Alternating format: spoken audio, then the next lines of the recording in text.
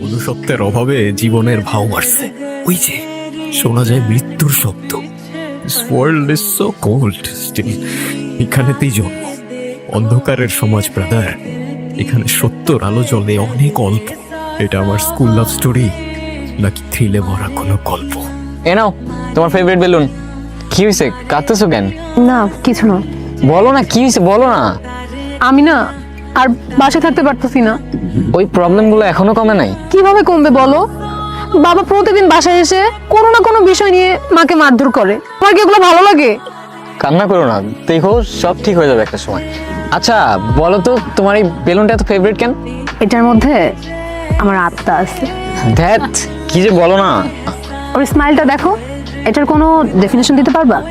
না আছে হাসি, আছে কান্না। এমন যেন ওর স্মাইলটার মধ্যেও কষ্ট আছে, একদম ঠিক আমার মতো। একটু হাসি খুশি থাকতে শিখো, বুঝছো? এই নাফিজরা আসতেছে। কিরে তোরা এনে কি করতেছস? কিছু না, তোরা কই যাইতেছস? তুমি কি জানো না কয়েকদিন পর নাফিস ব্রোর বার্থডে? শোন, সবাই কিন্তু আসতেছে আর তোদেরও কিন্তু থাকতে হবে, মাস্ট থাকতে হবে। তোরা সবাই কিন্তু রাত্রি স্টে করবি। তাইলে কিন্তু ওই কথাই রইলো, তোরা আসতেছস। কি হইতেছে এগুলা? আমার জিজ্ঞেস করতেছস কেন? আমি কি জানি? সাদাফের লাশ পাওয়া গেছে, লাশ। আর খবরটা পেপারে পর্যন্ত চলে আসছে। আমার কি মনে হইতেছে জানোস, ও চলে আসছে। কি বলতেছিস তুই এগুলা? এতদিন পর কেমনে? আই থিঙ্ক এখন আমাদের সাবধানে থাকা উচিত। তুই এক কাজ কর, দুদিন বাসা থেকে বেরিস না, তুই আমার বাসা যা যা যা। এমনি মুহূর্তে আমি না, তুই এমনি।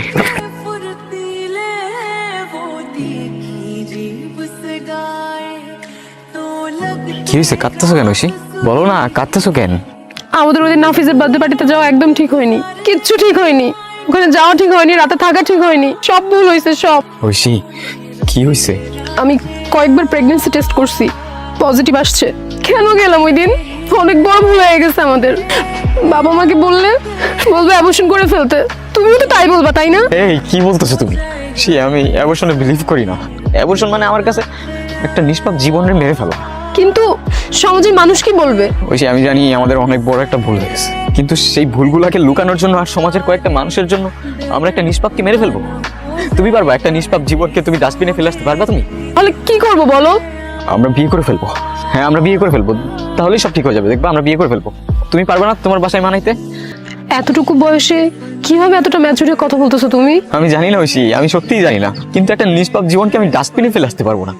তুমি এমন কেন? তোমার মায়ের কি সত্যি না পড়ে থাকা যায়? আরে ভাই কি করতেছেন আপনি? হ্যাঁ আপনি আমার কাছে মাল চাইতেছেন, আমি তো আপনার মাল দিতেছি। হ্যাঁ তা আপনি কেন আমার চেক টেক পাস করাইতেছেন? হ্যাঁ না, এটা তো ভাই কথা ছিল না আপনার। হ্যাঁ আপনার চেক পাস করানোর ডেট ছিল কবে? কেন করলি এটা? আমারে বল, তুই কেন করলি এটা? কেন করলি? এই নাও মিষ্টি খাও। কিসের মিষ্টি? আমাদের যে যে ফ্যাক্টরিটা কেনার কথা ছিল না নতুন, ওইটা কিনে ফেলছি। ও আচ্ছা। তুই খাইলি কেন? আমি তোর খাইতে দিছি। ও খাবে না? আমি তো তোর খাইতে দিই নাই। কি রে তোর আমার কিছু হবে না? ব্লাড মারতেছি কেন? কেন করবো না? ঐশী আমার ক্রাশ ছিল, আর তুই ঐশীর বাচ্চার বাবা। বিশ্বাস কর আমি ঐশীকে ভালোবাসতাম। আমি তোর মারতে চাইনি, আমি তো শুধু বাচ্চার মারতে চেয়েছিলাম। না তুই এমনি মরতে পারবি না।